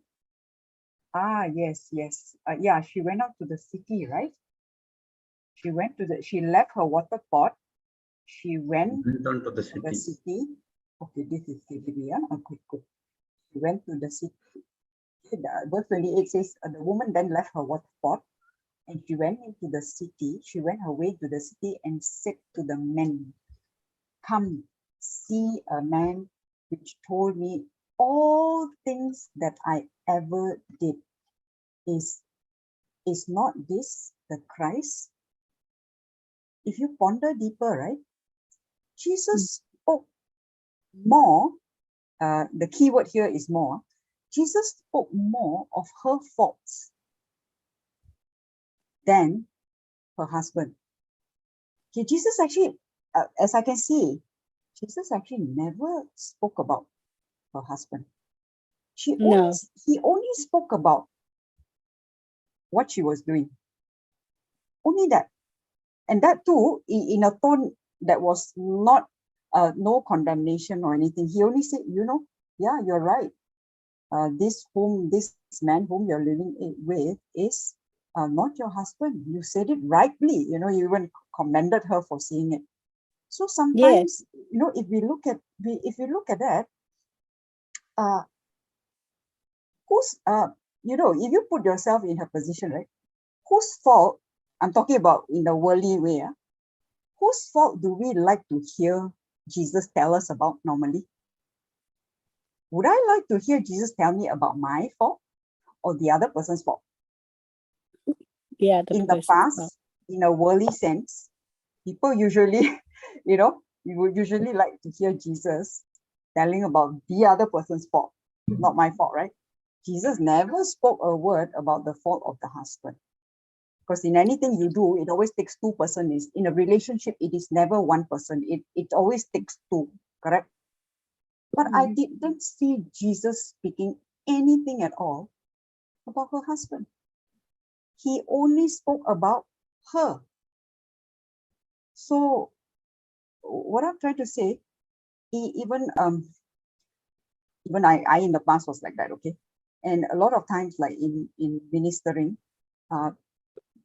I do get requests where people would ask me to pray, pray that the Lord change the other person. Pray that the Lord will work like this, like that on the other person. But here, I see Jesus spoke nothing of her husband's error. Nothing. Why? Zero. Do you know why? Zero. Do you know Jesus why, wants, sister? actually, to get out of any misery, first you need to change yourself, Yes. not Jesus, somebody else. God is not interested in changing anything. 2 Timothy 3:16. Yes. God is not interested. The whole Bible is a relationship between you, me, and God. About me correcting. God is speaking directly to me, changing me. You see, the moment I look at my husband, look at my children, look at somebody else, that means I don't see my faults. I see myself perfect. Why do I need to change? Correct. But God is not interested in anyone. And we are in misery because of our own wrong thinking, not because of the other person. That's what, we sometimes, I won't say we, okay, I say I myself, because, I was in that situation. I see the other person not change, but actually God is not asking me to change the other person. God is asking me to change myself. And what I'm taking away from this, his encounter with this woman is that Jesus actually spoke nothing of her husband's error at all. At all. Zero. Jesus only addressed her lifestyle. That was all Jesus addressed. So for me, this was a takeaway, that I can use this particular verse to actually help myself and also others to see the way Jesus ministers. We are called to be imitators of Christ, right? So look at how Jesus addresses a person, how he actually ministers to the woman. He spoke nothing of the husband's error, zero. He only showed her lifestyle, which was not in accordance to, the way God wants it to be. Because what was missing in her life was only one thing: relationship with God. Because when you get that right, everything else flows. And you see how God is our creator. He creates us. And until we change our thinking and go back to him and then understand, have that relationship, that's when we are set free. No man, no woman, no one can save us or set us free except Jesus himself. Yes. Because we are his workmanship. We are his creator. And the whole Bible is about you and Jesus, you and I. All he does is talk about you and I, you and me, you and me, you and me. Not you and my husband, not praying for my husband, not changing my husband. Because when I change another person, sister, I'm changing with my own, the image that I want them to become. My own image. And that's not what God created us in his image. So when we change ourselves to his image, then we can see all our loved one, everyone in God's image. We are not here to change anybody, sister, except ourselves. And we are here to give love and peace and joy and love, what God has poured in our heart. Amen. Thanks God. Praise God. And you just mentioned in verse 28, it said that the woman left the jug behind. Do you know what it also symbolized? that she left her sin, her unrighteousness, all her own me, myself behind. Everything of the old, she left it there. Earthly, everything that was earthly. Yes. Praise God. Yes. Praise God. Yes. Yeah, that's what we do, right? When we encounter Jesus, you wouldn't want to go back to the old ways because you don't get satisfaction at all. Yes. At all. Praise God. Thank you. And we cannot go between God and man. We have to choose. We cannot do both ways. We cannot listen to the doctors and listen to to the word of God. Because it's only make us more doubts, more confused, more worry, more fear. Because we are living in double-minded and double world, and we will receive nothing from the Lord. We have to choose, and we have to be obedient, and we have to trust God, and only Him, Jesus alone. That's why no law, nothing, nobody except listen to Jesus only. That's why when you go into your everyday life, you got to imagine Jesus. What is He saying? We say we have a mind of Christ. That means what? There's no accusation, there's no blaming, there's no judging, there's no anger, there's no jealousy, but there's just love and joy and peace. And everywhere He goes, He's a peacemaker. And if we say we have the mind, and we gotta have that mindset that there's only love and joy and peace in our life, and everywhere we go, when we speak to people, it needs to edify, it needs to encourage, because what is love? Love is seeking the best for others. So we always seeking the best for others. That's what Jesus seeking, always, even though this woman was doing so many things wrong, but He never looked at her action, never judged her, doesn't accuse her of anything, but lift her up and take her out of that guilt, that shame that she's feeling, that the thought is tormenting her. Praise God. Praise God. Thank you, Jesus. Praise Jesus. Sister Samantha, I just saw in YouTube, because my YouTube wasn't switched on earlier on. There was actually another request for you to pray and to agree. Okay. Hold on, yeah. I'm actually posting it. I'm actually posting it to you right now. Can you see? Yes. Yeah, that's one. Okay, and the other one is okay. 2. So, do you want me to read it? Yes. Okay, I'll read the first one, and after that, I'll read the second one, and we will agree with you when you speak. Praise God. So the first one is, brothers and sisters, please agree in prayer in faith for me. The visa application to be approved, and my shelter until then is settled in the mighty name of Jesus. Dear Sister Samantha, please agree for me. That's the first request. The second request is, heal me and my husband from the virus. Praise God. Praise Thank God. you, Lord. Thank you, Jesus. Thank you, Lord. You said in your word that everything is possible for those who believe, and those who believe in you will never be put to shame, will never be disappointed.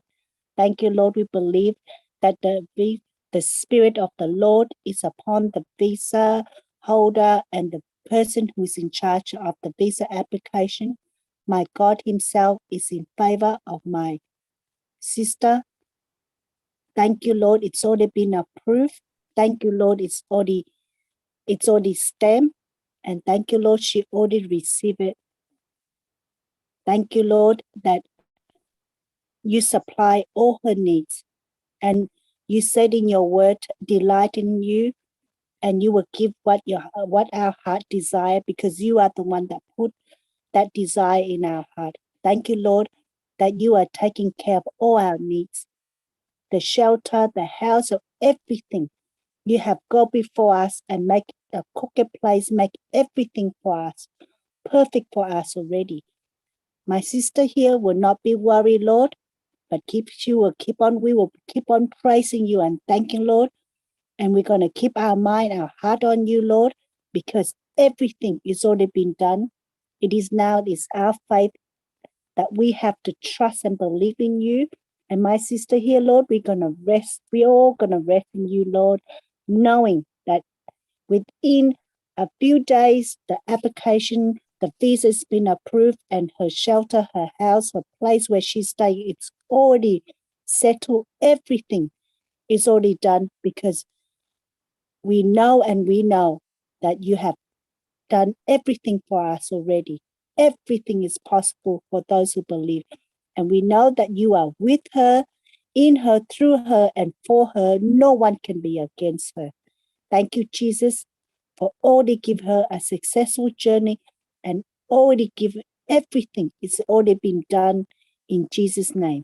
Thank you, Lord, that you are always there to protect us, to guide us, to always put us the head and never the tail. Thank you, Jesus, that the visa has already been approved, and the shelter that where she's staying, it's already settled. Thank you, Jesus, because we are your children, Lord, and we know that you always taking care of us. We love you. We thank you for giving us the life in abundance. Thank you, Lord. It's beyond what we ask or think of. And we believe that she already received it in Jesus' name. Amen. Amen. Amen. Amen. Amen. Praise God. Let's pray for coronavirus as well, sister. But I just Yes. pray as well that I just said to one of the sister with the coronavirus, do you still have it, sister? Sorry. The prayer for the virus. Okay. The prayer for corona, Yeah. is it? Yes. Yes. There is a prayer. I can share it. You want And I will make you a want the prayer. link to be shared? You want the link to be shared? Or There's a link and the virus as well. Okay. sorry? The sister, yeah, there's a link here also. But okay, let's pray first, sister. Okay. Okay, Father, in the name of Jesus, Lord, we ask you, Lord, to forgive all our sin, our words, our thoughts, our action, anything that is not aligned with your word. Forgive us, oh Lord. Father, in the name of Jesus, we speak death to coronavirus. We cast out the spirit of infirmity, the spirit of sickness, the spirit of fever, the spirit of fear and worry, every evil, every plot, every scheme, every plan that the devil is having on my sister and her husband, on every person who's in this infirmity, in this virus. We bind it, we cast into the seed. Thank you, Lord. We plead your precious blood of Jesus, Lord, on my sister, her husband, on everyone who is having this virus in them. Let your precious blood destroy every thorn, every thistles, every virus, every deadly disease virus, Lord. Every infirmity, every demonic activity that is operating in their body. Father, in the name of Jesus, we thank you, Lord, that my sister and her husband and all her brothers and sisters are completely healed.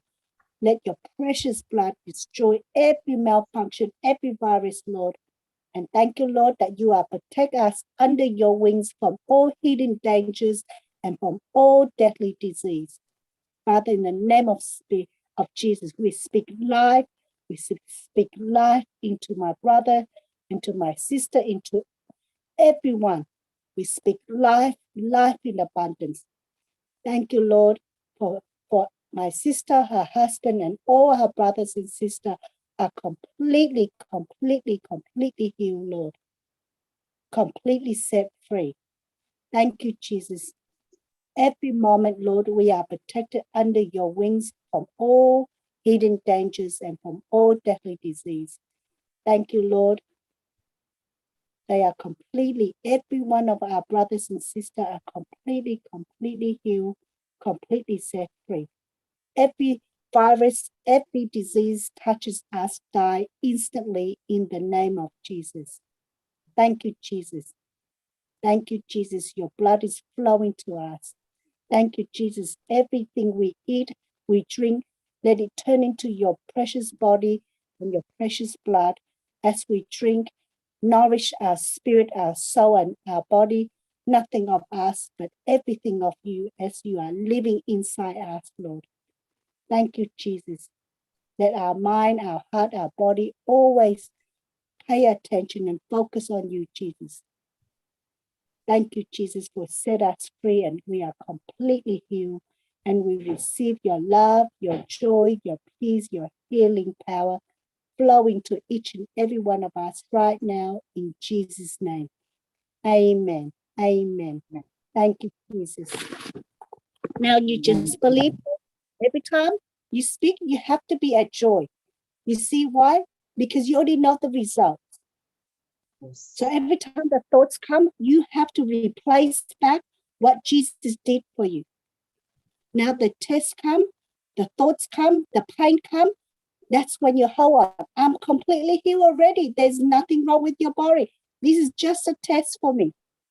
And you keep on confess salvation has come to your family. You tell the devil, you tell sickness to get out of me right now, the virus, everything. Get out of my family, get out of my body right now in Jesus' name. But with one condition, your mind, your heart has to be on Jesus. That's where the healing, that's where the power, that's where your victory is, not on your problem. The more you focus on your body, the more you can look at your body, look at your problem, the more destruction, the more pain, the more worry, the more fear you receive. The more tormenting, the spirit of tormenting will come into you. Take your eyes, take your focus, and replace it with Jesus. Jesus, and keep on speaking the scriptures. Keep on speaking all this. The word of God is your inspiration, is your love, your joy. It takes you into the divine nature. That's why the moment, if I'm not speaking the word of God, the devil will pull me and drag me and give me fear and worry. Every one of us, not just you, we all go through the same suffering, but the one that always hearing the voice of God, speaking the voice of God, that's the one that is set free. But the one always walk between God and between thinking about the problem. You know, one sister asked me, why am I speaking the word of God constantly, all the scriptures, but nothing happened? Why am I still in this situation? I said, sister, because you're always thinking about your problems, because you are always thinking about what situation, the situation you are in. How do I know it? Because you keep on saying, why am I still in this situation? Why are you still in that? Because you keep on, the moment you ask why, that means you are doubting God. You are not praising, you are not thanking him. But you always look at your situation. You got to take your eyes off. You got to open your mouth and say, I can't see, Lord. All I can see is your healing power is flowing to me. All I can see is victory that I already approved. Everything's done in Jesus' name. And you know what's the secret, sister? Don't listen. Don't sit there quietly and thinking about whatever's going on in your life. Don't do that. That's the devil is talking to you. He's giving you suggestion. He's giving you ideas. He's tempting you. That is temptation. You got to say no. You got to captive those thoughts and say, don't speak to me in Jesus' name. Because I already have victory. Jesus already paid for me. I don't need your suggestion. I don't need your idea. That is 2 Corinthians 10:5. Every thought's coming to you. Every time someone speak to you, that's the devil put thoughts into them. And then when they speak, if you listen to them, to their words, those words they are from, not from them, those words they are from the devil, from the enemies. And he's putting his thoughts, into your loved one. And the moment you speak and you agree to it, that's when you give him the power to destroy and bring destruction in your life. You got to reject every lie, anything that is negative, anything that is pulling you down, anything that is start questioning, start judging. You are using your own mind, your own understanding, and that is not from God. Because God clearly said in Proverbs 3:5-6, do not lead to your own understanding.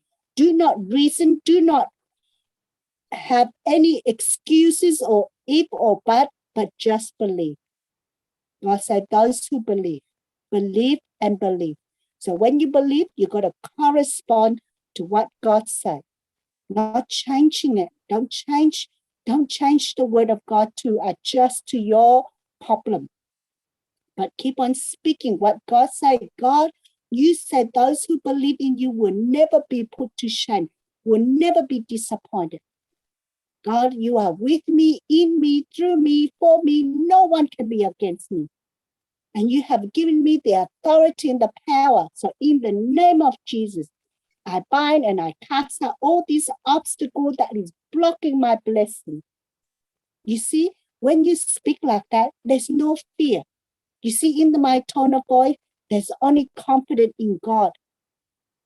I don't let fear controls me because God doesn't give me a spirit of fear. So there's no fear in me. When fear comes, I tell them, go away. There's no fear in me. But you think like this. If you hold on to what God says, you will have victory in your life. God will take you out and God will bless you abundantly, exceedingly beyond what you ask or think of. But if you keep on thinking about your problems, there's no way, there's only lead you into problems, lead you to destruction. You have a choice. So why don't you just go, pay attention, just take your mind off everything. You see that woman, the moment Jesus speak to her, she don't question, she don't ask why, she just believe. She go, I want that. God, I want your word. I want to believe in you. Holy Spirit, open my spiritual eyes so I can hear you and see you. Tell me what to do. And then God said to leave it, leave everything behind, leave it. Those are the worldly things. Those are the things that just temporary. You cannot take it with you. They only bring you problems. You love your family, take your eyes off them. You love your children, take your eyes off them. Focus on Jesus. Because the more you are looking at the people, the more you are looking at your sickness, the more you are looking at your body, the more the devil's gonna bring destruction into your life. Because he knows that's your weakness. And whatever you are looking at, you are paying attention, you are focused on it, the more it multiplies. 2 Peter 1:2. May grace and peace be multiplied through the knowledge of God and of our Lord Jesus Christ. How do I get grace and peace? By the knowledge of God, by the word of God. The more I think about the word of God, the more grace and peace I have in my life. The more I think about my problem, the more destruction, the more problems I see in my life. And many of us say, I'm in the word, but how come there's so many problems in my life? It's because you are focused on the problem. That's why you see there's so many. But if I focus on God, I can't see problems. Because Jesus already paid, there's no problems in my life when I walk with Jesus. Because Jesus is my solution. People in the world see problems. God sees solutions. If you have God's perspective, If you have God's, if you got God's, the mind of Christ, there's only solution in your life. Jesus is your solution. So every time you see a problems, what do you need to do? Speak solution. That's a test. When you read the question, you have to put an answer to it. If I see that's a test, this is a test for me. So what do I need to do? I need to answer the question. I need to solve the problem. So how do I apply it? Jesus is my solution. So I apply Jesus. If sickness come, I apply Jesus, 1 Peter 2:24. Then I get the solution. But if I see it's a problem, because I haven't studied, I don't know what scriptures to use, I keep on going around asking all this, and in my mind start going, give me all fear and worry, because all I do is thinking about it, then it multiplies. But if I sit alone with Jesus, he will tell me, say this, child, the Holy Spirit will reveal to you. He will tell you. That's why I said you don't live by your situation. You live by your revelation. And you cannot get the revelation from anybody except Jesus himself. Because whatever problems you go, there's a solution. There's a scriptures in there that Jesus done for you. You go through finance, 2 Corinthians 8:9, or Deuteronomy 8:18. God has given you the power to become rich and wealthy. See, it's in the word of God. That power there, that's to make you become wealthy and rich in godly way, not the worldly way. That's why you have to seek his word, and then in his word, he will reveal to you what to do, how to do it. And then he will open supernatural door, bringing the right people into your life. But while you're doing that, you got to learn how to have a relationship with him. And when you go and meet people, then through the relationship of other people, that's where the glory of God, that's where you see the grace of God. That's when you see your life in abundance. That's when you see your life is blessed. Not sitting at home. You know why? Everything is through relationship. You see how God bless us through people, relationship. That's why God bring Papa into my life. I have a relationship with him, with Sister Jessie, with Brother Jude, with everybody. That's how we are blessed. And how did the devil destroy us? Through relationship. Everything is through relationship. That's why God is teaching us how to have a relationship with him, how to have a relationship with Jesus, how to have a relationship with the Holy Spirit. And when we have a relationship with God himself, with the Spirit of God, that's when he teaches us how to love one another, how all the people are not our enemy, how we bring people out of darkness. That is the relationship God wants us to have. To go, just God has saved us. Now we go and save other people. That's why he teaches us, or every one of us, we are all spiritually, we are all brothers and sisters. We are not enemy. But in the physical, in the natural world, when people are better than us, we are enemy. We don't want people to be better than us. We get jealous, we get envy, we get anger, bitterness, all that. Praise God. So it's everything. It's all up individual. And the more you spend time with God, the more grace and peace you have in your life. The more he reveals to you, and the more you give your time to him, the more he reveal everything. That's why he wants your availability, so he can give you his ability to you. Amen. Amen. Praise God. Thank you, Jesus. So Thank you have to so much. it's all done. Everything has been done, sister. Yes, it's already done. Even a healing was done more than 2,000 years ago when Jesus died on the cross for us. It's already done. That's why we don't ask God, right? we agree with his word, and we use the authority, like what you said, we use the authority that he has already given us Mm. to bind and cast, right? Yes. That's the power of God that he has already given to us. So we Yes. need to exercise this authority which has been given to us. But unless we know his promise, unless we know his teachings, we won't know how to apply. I had sickness, but I didn't know how to Yes. speak.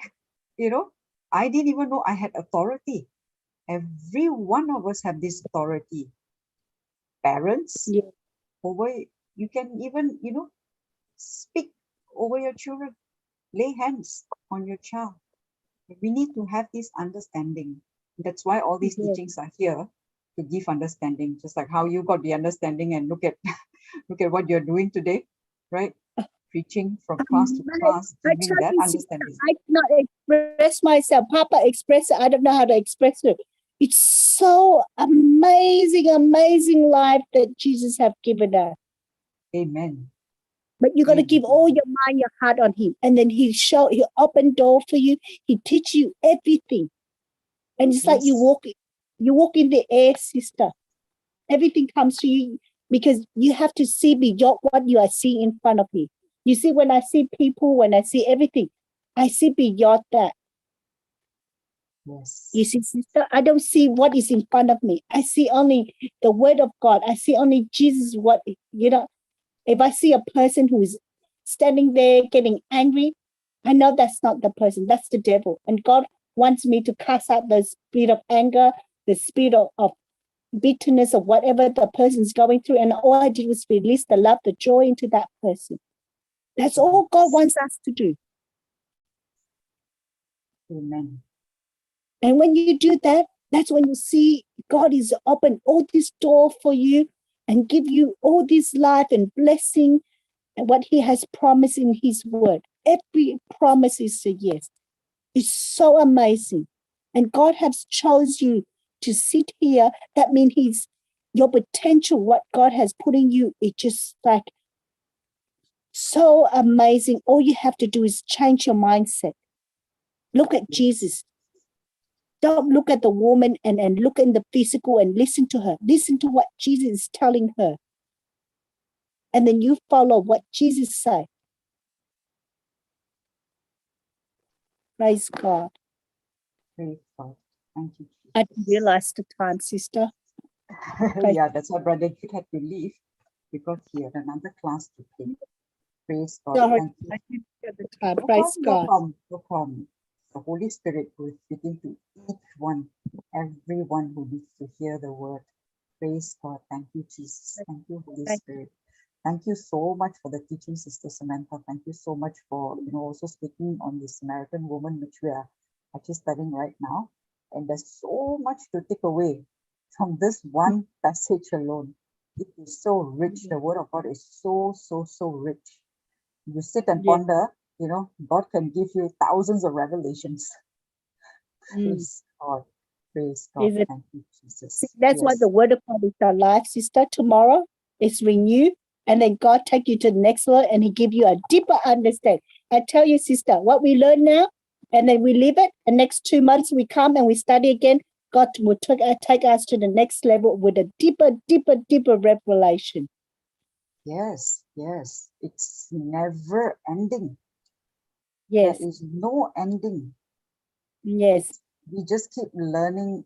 I mean, there's just so much to take away from. Praise God. Thank you, Jesus.